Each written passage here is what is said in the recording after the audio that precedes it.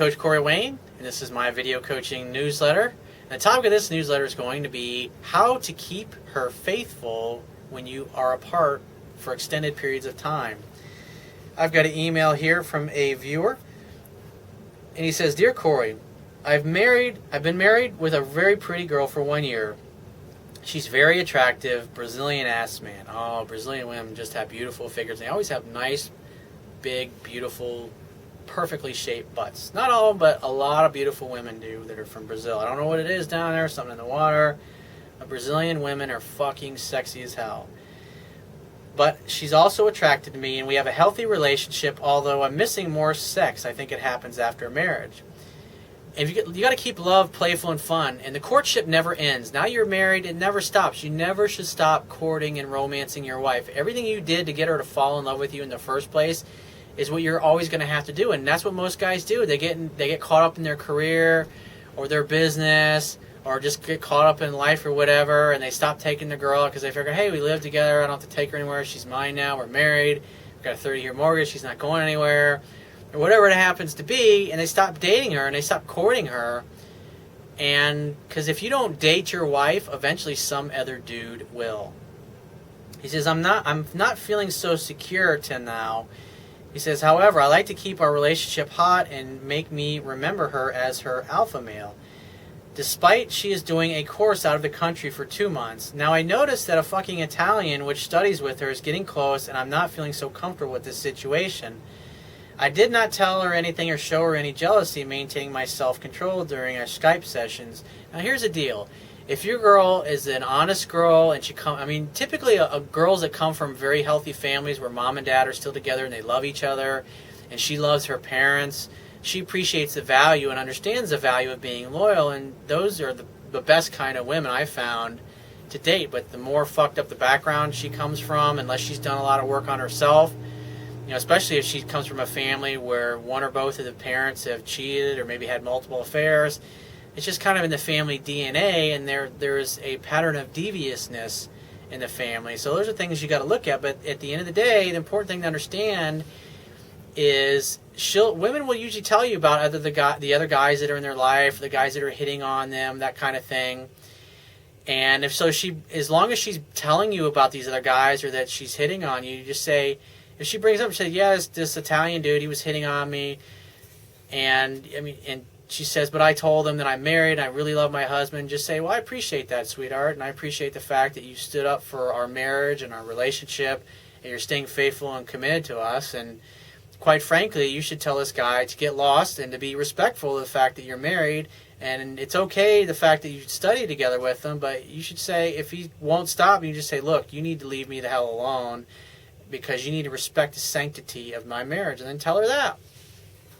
But if you act like a needy jackass and you get all pissed off and bent out of shape that she's talking to this Italian guy, what's going to communicate is that you're insecure and you don't think she's going to be faithful to you, which is going to piss her off because she's going to think, wow, he's basically accusing me of not being loyal to him. And as long as she appreciates you and she loves you, she's going to tell you about these guys that are basically hitting on her. And as long as she continues to do those things, then you got nothing to be worried about. But if she talks about how she went out and she had a great time with him and they were laughing together and he was touching her and all those things, you just say, hey, honey, I love you, but that is totally inappropriate. You're my wife and I'm your husband and we're married, and it's obvious that this guy does not respect the sanctity of our marriage, and I would appreciate if you tell him to get lost, because I don't think that's appropriate behavior. I would never go out with another girl just because you're away. There's lots of beautiful women around here, but you're my woman, you're my girl, you're my lover, you're my angel, you're my sweet pea, or whatever you happen to call her. And just say, I'm not going to go hang out with other chicks because I know that would be rude and disrespectful to you. And I would appreciate it if you would treat me the same way when you're apart from me. And just communicate that to her. But it doesn't sound like you really need to bring up anything that's as an issue here. It sounds like this is more of your own fears and your own doubts. But you should make sure that when you talk, you get her to talk, you get her to open up, and making sure she's doing 80% of the talking. Maybe you have phone sex with her. When my girlfriends are away, we do that sometimes. and have phone sex, especially if you're going to be away for a month or two, because you both get horny. And especially with like video Skype, you can do all kinds of fun things together. Even though you're not together physically, you can have a good physical experience together, and will help continue the intimacy. He says, to complete this scenario, my self-esteem level is not so high now because I'm having problems at the office. And I'm a little awkward about my professional attitude. He says, this might damage my relationship before her. Well, not if you let it. And I'm trying to balance with other frontiers, as with sexual attraction, money support, friendship, confidence. And yesterday I made her wet during a chat by remembering the things I do and she likes in bed. That's great. It's like when you're talking, tell her about the things that you like to do to her when she's there. Or you just tell her what you're going to do to her when she gets back home. And you just say, are you wearing panties right now? It's like, why don't you take your panties off and let your fingers do the walking, sweetheart? And just talk her through it. Tell her, have her get herself off on video Skype. Tell her what to do, and she'll follow you along with it. And just say, I want you to close your eyes. I want you to imagine what I did to you last time we were together. I want you to imagine when I get really hard and you have your hands around me and how good you like how that feels. And talk her through it, and then you'll get her all turned on, you get her all wet, and you can get her off over video Skype. And you can that's the only thing you really can do when you guys are apart from each other. And then so when she leaves and she gets herself off and she goes, she's going to be thinking about what great phone sex you just had, and she'll be thinking about you're going to do that to her when she actually shows up, when you pick her up at the airport, when she comes back from her time away from studying from you, and you guys will have fucking fantastic sex. Talk about how great the sex is going to be when you get back. Talk about all the great things you're going to do to her. Focus on that stuff. Love is playful and fun. It's not serious. And so if you start focusing on this other Italian guy and worrying and creating all this unnecessary drama, it's going to, because remember, women are emotional beings and they're driven by their emotions. And so if you start creating drama by being jealous about this guy as opposed to being fun and playful and having phone sex and stuff when she's away from you, what you fear, you attract. And so what you fear most, you're actually going to cause it to happen by your bad behavior.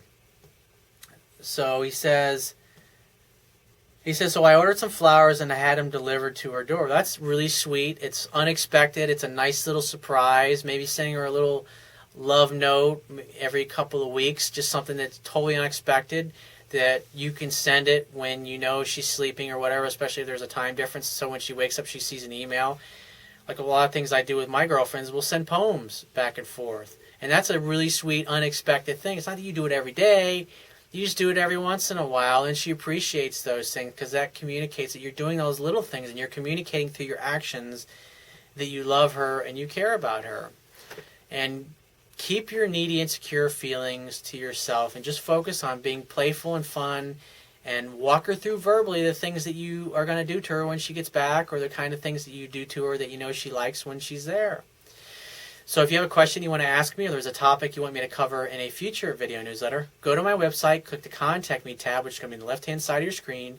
Send me 1 to 2 paragraphs max detailing your questions, your situation, your challenges, and you just got to give me several days to get back to you with a response, because I get a lot of email from the internet, and I also get a lot of it from my paying phone coaching customers. But be patient, and I will get back to you. And if you want to talk to me right away, the quickest way to get my help is to book a paid phone coaching session. You can do that by going to my website, click the Products tab, which can be at the top of your screen, and just follow the instructions. If you want to get a digital version of my Kindle ebook, on my website, underneath the email sign-up box, is a link that will take you to the Amazon Kindle download page for my book. And if you don't have a Kindle device, once you get to the download page on the right-hand side, there's a button, and when you click it, it will open up a window where you can download a free e-reader app for your computer, your tablet, or your smartphone device. It only takes a matter of seconds to download and install the app that's appropriate for your electronic device. And after that, only a few more seconds to complete the purchase of my book, and you'll be reading it in no time. And I will talk to you soon.